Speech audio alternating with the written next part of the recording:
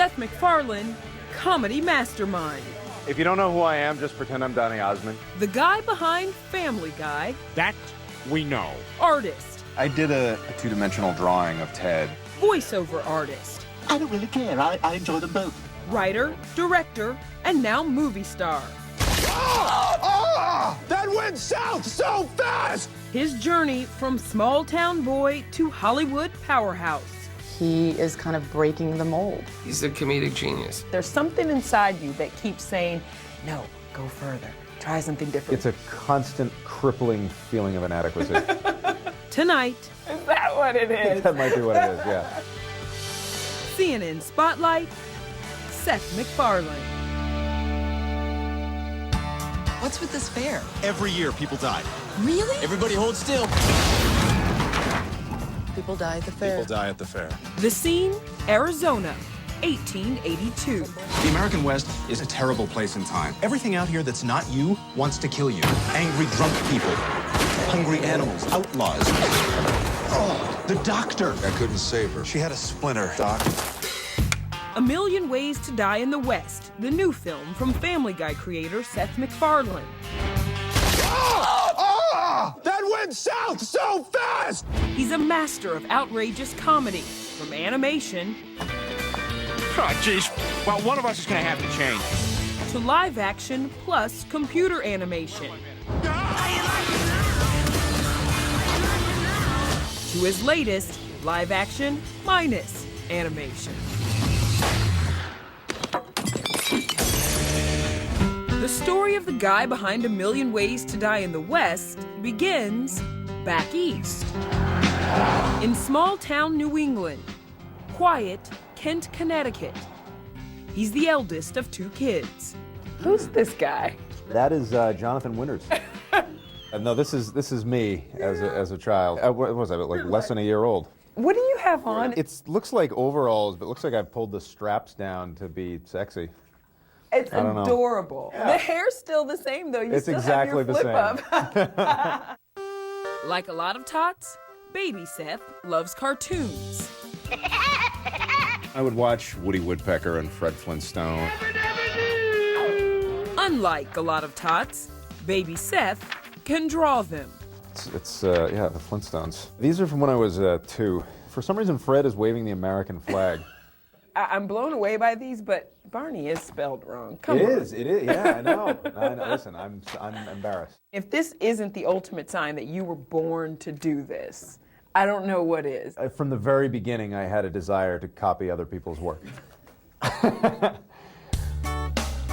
Original works start pouring out too. Young Seth creates his own animated movies, as his dad recalls. He used an old 8mm camera. He had it set up on a tripod, and he took each frame by itself and came up with a 7-minute video. Soon, Seth's working for the local newspaper, the Kent Good Times Dispatch. My first job was doing a cartoon when I was about 9 years old, and they paid me $5 a week. His cartoons are maintained at the Kent Historical Society, where Marge Smith is executive director. Anything that caught his fancy, he'd figure out a way to make it funny. It's a little bit of irreverence, but also just innocent fun. After high school, he heads to a prestigious art school. I was an animation major in college, and so I had very, very good training from the Rhode Island School of Design. Part of that training, complete a student film. Seth draws and voices the characters. Hey, how about that? It says here there's another state that's going to abolish the death penalty. Oh, is that right? Yeah, instead they make you share a popsicle with Tom Waits. When did you discover that you could actually do voices as well? I was pretty young, began with impressions. You guys have any Cheez-Its? Honey, I think we should move. Oh, fine, let's have this conversation for the test. His student project at the Rhode Island School of Design, a professor takes enough of an interest in and recommends that he takes it out to Hollywood. With his student film as a calling card, Seth quickly lands a job. He was hired by Hanna-Barbera, which was, a pretty extraordinary first job. And you are? Johnny Bravo. I wrote for a show called Johnny Bravo on Cartoon Network that aired for a few years that actually is sort of a cult hit in its own right. He works mostly behind the scenes, but gains some on-camera experience. These are outtakes of him spoofing Captain Kirk on Cartoon Network's Adult Swim. And I'm the captain of the Starship Enterprise. Then, in 1998, his big break. Fox, home to The Simpsons, gets a look at an animated short Seth creates. Hi there. My name's Steve. I'm a dog, in case you're, well, stupid. Fox invites him to shoot a pilot, so long as he does it on the cheap. They weren't going to give me $1 million to make a pilot, so they said, listen, if you can do this for 50 grand, we'll give you a shot at a primetime show. Seth titles his program Family Guy. Without your thermostat. Man. It's a twisted take on the nuclear family, complete with matricidal talking baby. Stewie, I said no toys at the table. Damn you, vile woman! Is this a grape or a cherry? You know what? I don't really care. I'll enjoy it either way. Seth voices several characters, from Stewie to Dad Peter Griffin. Right, alcohol is trouble. I feel kind of guilty I ever gave Chris his first taste of beer. Yeah, but you turned out okay, didn't you, pal? I'm gonna go get wasted. Okay, look both ways. The voice itself came from a security guard where I went to college, and he had just this impossibly thick, loud, boisterous Rhode Island accent. Fox greenlights the show, giving it an incredible launching pad. They put it behind the Super Bowl, which is, that's the biggest piece of real estate on television. He's a family guy. The date, January 31st, 1999. The world gets its first look at Family Guy. Well, we're officially on welfare. Come on, kids, help me scatter car parts on the front lawn. The show wastes no time pushing the boundaries of taste. Whoa, is that really the blood of Christ? Yes. Man, that guy must have been wasted 24 hours a day, huh? The humor was just crazy. Yeah, America's great, isn't it? Except for the South. It was just a very new kind of show. Sometimes it made you cringe, but it was just that darn funny that you couldn't help but laugh at it. At the end of the day, that's all it's trying to do. It's not trying to change the world. Yeah, boy. The debut of Family Guy makes him, at age 24, the youngest executive producer in network television. Seth MacFarlane is on his way. Coming up, Seth's career advances, but on 9/11, it almost comes to a horrifying end. I turned to the guy next to me and said, my God, that was the flight I was supposed to be on. Unconfirmed report that a plane.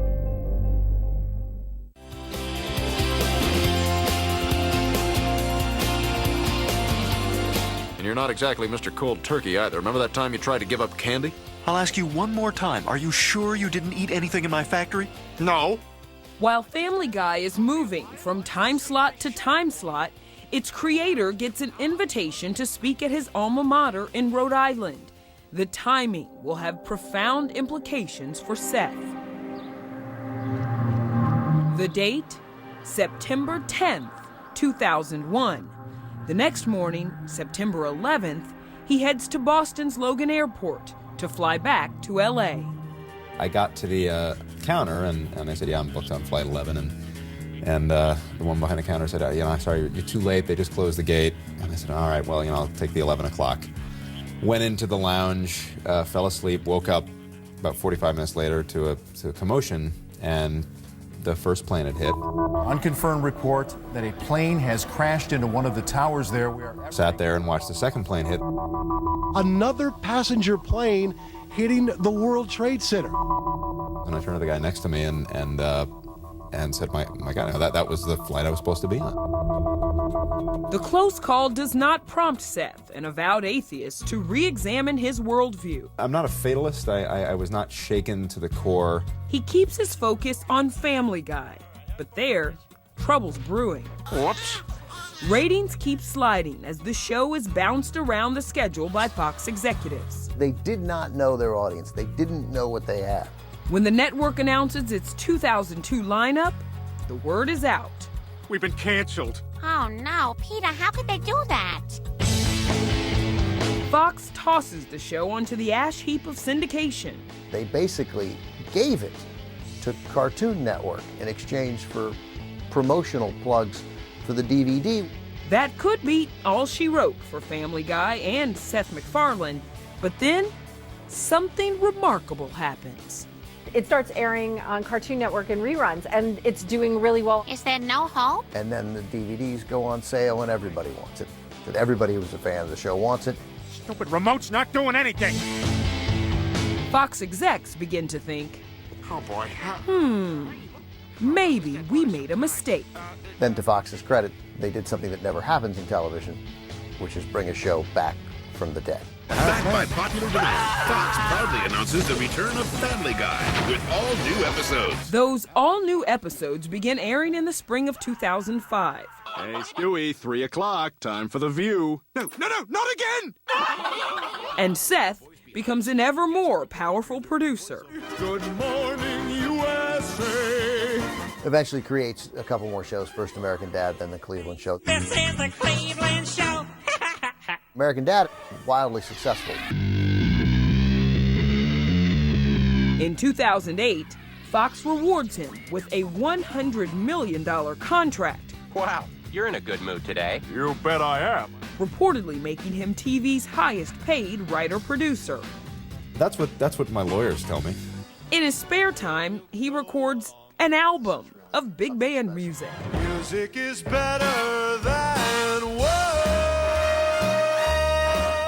And now, please welcome your roast master, Seth MacFarlane. And he headlines some of Comedy Central's roasts, like the epic one of Charlie Sheen. Yes, we're here tonight to honor and hopefully arrest a man who was great in two things 25 years ago, Charlie Sheen. In 2012, he makes another bold move. I'm gonna name you Teddy. Directing his first feature. Ted, the story of a stuffed animal come to life and his lifelong pal. In a perfect world, we wanted to do like an R-rated E.T. What I like to do to her? Something I call a dirty fuzzy. Laurie? The concept is so out there, Mark Wahlberg initially balks at it. The pitch is, okay, it's this guy and his teddy bear running around. And I'm like, well, no, I don't want to do that. I'm not doing the whole teddy bear thing. Come on, let's sing the thunder song. All right. When you hear the sound of thunder, don't you get too scared. Seth voices the title character and helps animate Ted through motion capture technology. Well, I am a former celebrity in a minimum wage job. The film opens in June of 2012 and becomes an unexpected and gigantic hit. And let him in. Yeah, let him in. Exactly. Right. Good. Okay. All of the success with Ted, were you kind of like, how did this happen? I had no idea what to expect from Ted. I love you. I love you too. You know, I wasn't thinking in terms of commercial viability, in terms of you know, what was going to sell. But sell it does. On top of that, Seth earns an Oscar nomination for co-writing a song in the film. Everybody needs a best friend. He'll be playing a much bigger role at these Academy Awards than just nominee. Good morning. I'm Seth MacFarlane, the host of the Oscars. I think it's pretty clear why the Academy wanted him, is that this is the guy who created Family Guy. That's why they wanted him. They want those young eyeballs. I think it was a calculated risk that they took. This is the first time you're hosting. Days before the ceremony, Seth tells me he doesn't expect to win over critics. I go in at about -10 Well, I know you with the press, so it's like, all right, I got to get myself to at least a level where they can tolerate me. And then maybe from there I have a shot at actually getting a positive review. Ladies and gentlemen, please welcome your host, Seth MacFarlane. The curtain rises February 24th, 2013. Good evening, ladies and gentlemen. Welcome to the Oscars. And the quest to make Tommy Lee Jones laugh begins now. One comedy number becomes controversial, where Seth sings about actresses who have appeared nude in films. Kristen Stewart, we saw your boobs in On the Road, and in Monster, we saw Charlize Theron's. The actresses he mentions are in on the joke, having pre-taped their reaction shots. They were playing along, and of course that mattered. Some Academy members brand the bit sexist, but MacFarlane finds plenty of defenders. I don't think he is remotely sexist. I don't think what he did was sexist. With Seth as host, the Oscars see a ratings jump. But when the prospect comes up of hosting the next year, he says, sorry, I'm gonna be busy. Coming up, Seth gets super busy, exploring the cosmos. We've compressed all of cosmic time into a single year-at-a-glance calendar. And the Wild West. Can I interest you folks in a miracle cure?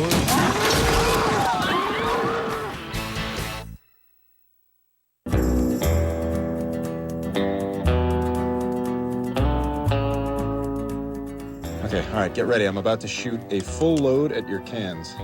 Shut up. All right, focus. okay. Seth's current focus? Filmmaking, as the writer, producer, director, and star of A Million Ways to Die in the West. This is a weed cookie, isn't it? What was it about the Old West that made you say, this is what I'm going to do with this backdrop? I have always been a fan of Westerns, both in film and television, and it had been a while since anyone had really done a Western comedy. The setting may be the Old West, but the script is full of Seth's contemporary humor. The American West is a disgusting, awful, dirty, dangerous place. Look around you. Everything out here that's not you wants to kill you. Outlaws, angry drunk people, scorned hookers, hungry animals, diseases. You can get killed just going to the bathroom. You're this kind of cerebral, bookish, urbane guy that's like plunked into the middle of, the Wild West. Where did that come from? Well, that was part of the grounding process, is to show this world through a modern lens. We romanticize this period, but the fact is, if you actually lived there, it would have just been a horrible, miserable, terrible, depressing, dangerous place to be. And, particularly if you were not an alpha. You don't need to start. Dude, you really shouldn't drink and horse. The character seemed like a good fit. If I was doing a Holocaust drama, I probably would not cast myself. Seth plays Albert, a fearful sheep farmer who toughens up with the help of his sure-shot, gunslinging love interest, played by Charlize Theron. I'm gonna teach you how to shoot.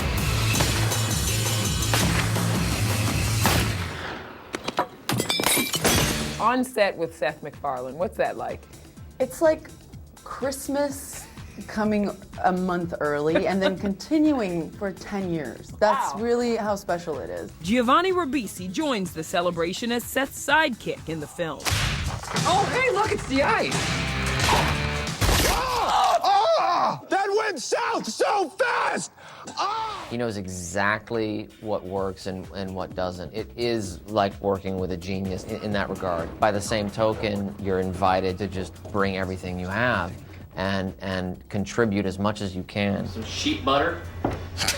A chance to contribute to Seth's unique brand of comedy is apparently worth pleading for. I came a begging, man. I really did. The idea of working in a genre that I haven't really explored fully with someone who's at the top of his game, Seth MacFarlane, and him in a situation where he's kind of throwing himself out of his comfort zone by deciding to star in it and be in front of the camera as well. All of those things to me felt really exciting. I like your bustle, by the way. Oh, yeah. I really love that the most alluring fashion statement a woman can make today is to simulate a fat. Is a simulation of a fat right there. We don't often see you in front of the camera, so what made you think this time, all right, here we go? Throughout the course of my career, I've managed to continue to challenge myself and to try things that I haven't tried and to keep scaring myself. I'm not really content creatively unless I'm doing something that scares me a little bit, that's stimulating. Seth's creative thrill-seeking has a track record of paying off, so much so he can get Hollywood to greenlight a seemingly unsexy science project. The cosmos is all that is, or ever was, or ever will be. The 1980 PBS science series Cosmos is back with a reboot, courtesy of Seth. See that glowing fog out there? It's radiation left over from the Big Bang. You are a big proponent of science and furthering science education. Why so? Why are you so passionate about that? We all benefit from it, and yet there's a lot of fear. You take the insane anti-vaccination trend. It's the prime example right now of why Cosmos is necessary. There is no more reliable, more self-policing mechanism than science. Science is going to tell science when science is wrong. He knows about bringing shows back from the dead. Television's better for having that show on. Beyond his TV projects, Seth has TED 2 in the works. Bring it in, you bastard. Come on. I love you. Sorry, that's the thing. The old... Yeah. Yeah, no, And more music coming with a new album of holiday classics. Just forget about words and sing her a song. There's something inside you that keeps saying, no, go further, try something different. It's a constant crippling feeling of inadequacy. Is that what it I think is? that might be what it is, yeah. Whatever his motivation, any project Seth takes on, his fans follow. He's doing the kind of comedy that very few people are doing, and that there is an audience for, and there is a devoted audience for. Devoted fans and family. We spoke to your dad at the premiere last night, and here's what he said. I just have such great respect for him, and he's still a very, very grounded and kind and focused human being. He's a good soul, a good person, and that's more than anything else what I'm proud of. My dad's such a... I'm going to get him for that, man. Oh, man, I'm going to get you guys, son of a... I didn't expect that. With Seth MacFarlane, always expect the unexpected.